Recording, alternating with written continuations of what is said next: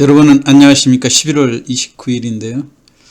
11월 장세도 이제 내일 하루밖에 남지 않은 그런 상황이죠.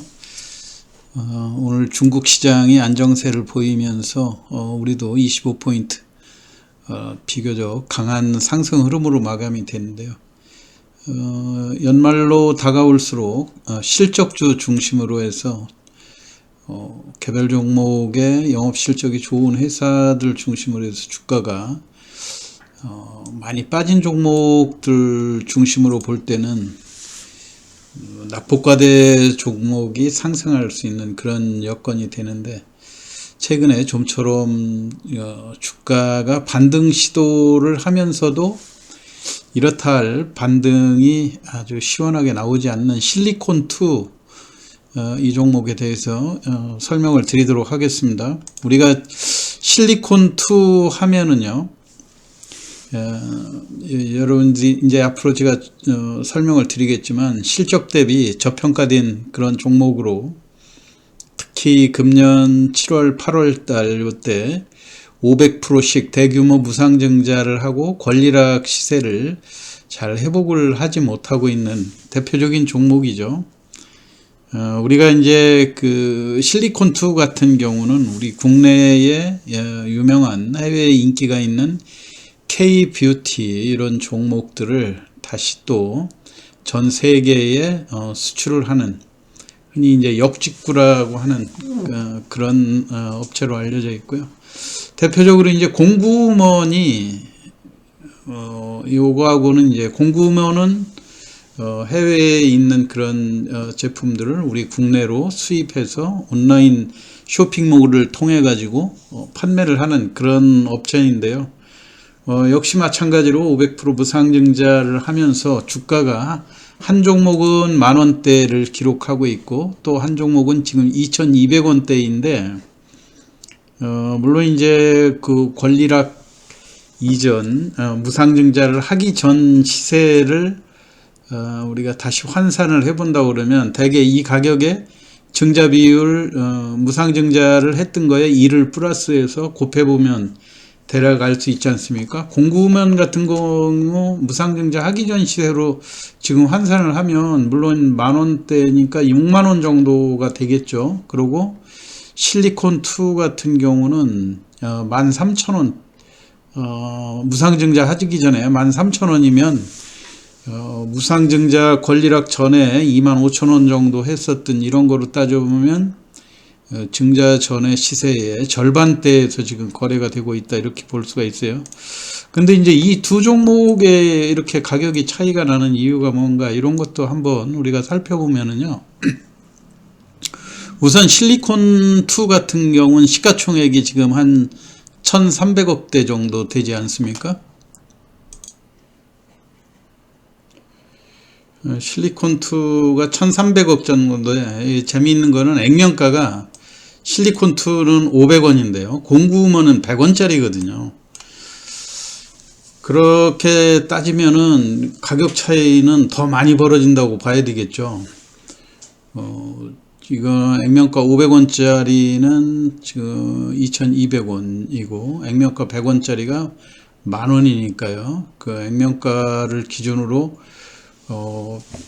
그 배수를 계산을 해보면 액면가 대비 공구먼 같은 경우 지금 100배 정도의 멀티플에서 거래가 되고 있다는 얘기고, 요거는 500원짜리가 2,200원이니까 약 4.5배 뭐 요 정도라고. 물론 이제 단순 우리가 그거로만 비교하기는 어렵지만은요, 이런 상황이 있어요. 그래서 실리콘2 같은 경우 지난번 무상증자 500%를 해서 자본금이 지금 300억에 주식수가 6,017만 주 되지 않습니까? 주가가 2,200원대고요.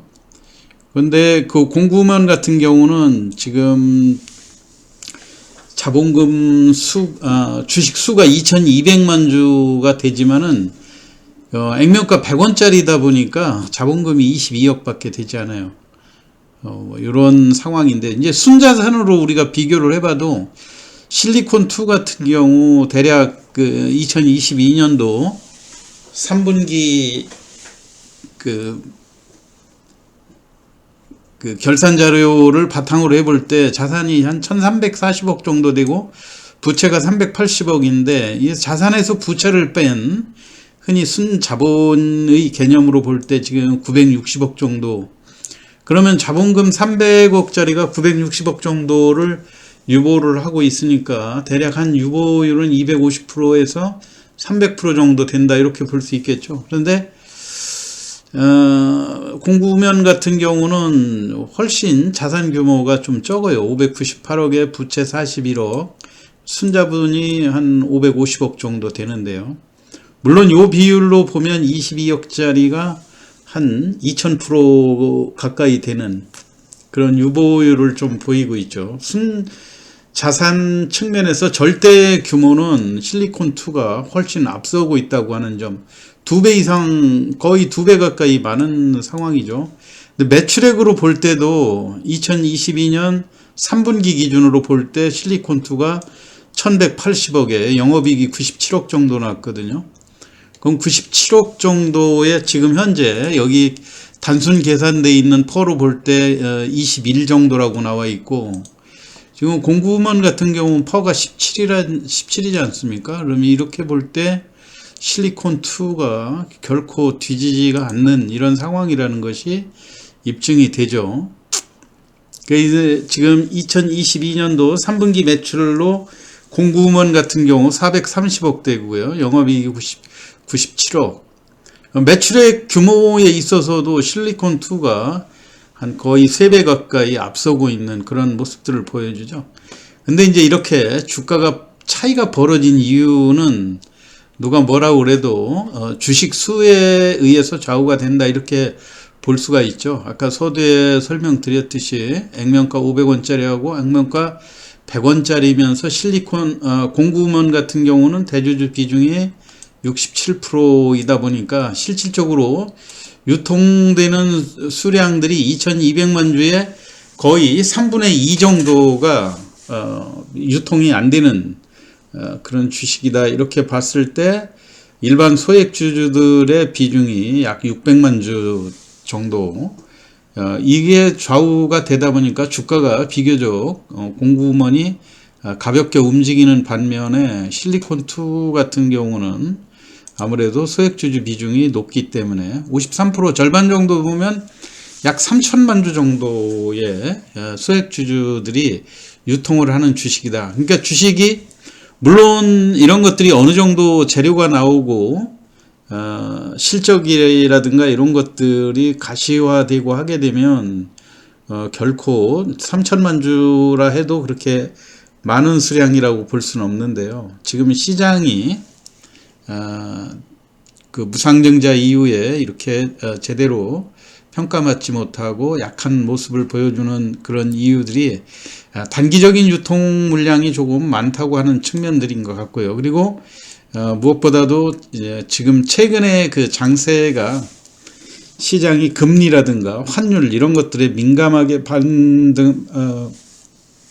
시장이 변화하는 거시적인 변수가 좌우하는 이런 시장이다 보니까 개별 종목으로 이 시장을 좌지우지하는 이런 개인들의 매매로 어느 정도 한계를 보이는 이런 상황이고요. 외국인과 기관이 개입하는 2차전지라든가 반도체 또 자동차 이런 핵심주 쪽, 또 특히 최근에는 네옴시티 또 관련해 가지고 다양한 종목들이 움직이고 있는 이런 상황에서 시장의 그 테마를 쉽게 형성하지 못하는 이런 단점은 있다고 보여지는데요. 제가 지금까지 설명드렸듯이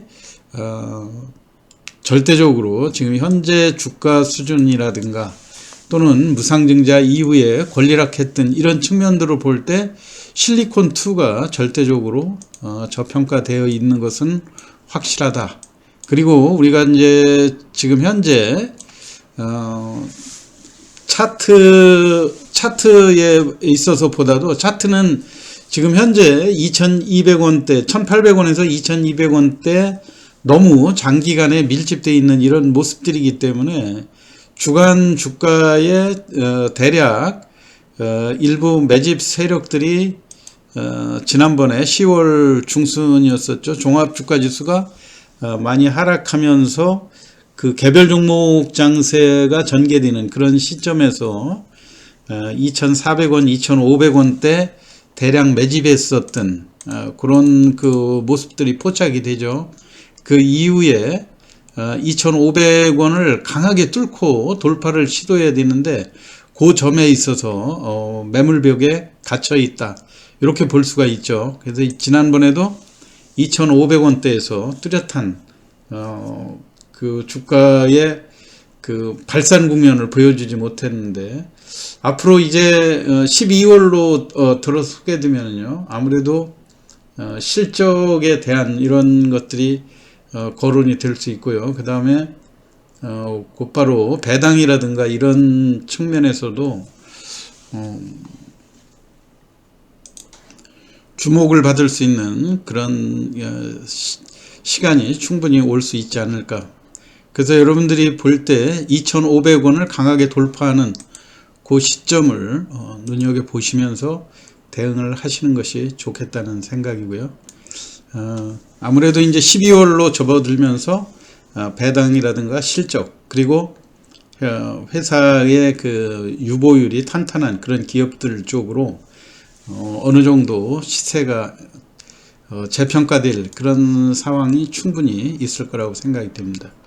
그래서 오늘 개별 종목 중에서 인터넷 쇼핑몰 역직구의 그 높은 매출액과 수익을 자랑하고 있는 실리콘2에 대해서 공구먼과 비교 설명을 드렸습니다. 참고하시기 바라고요. 내일도 11월 한 달 남은 마지막 날 장세에서 수익 많이 올리시기 바랍니다. 시황 마치겠습니다. 감사합니다.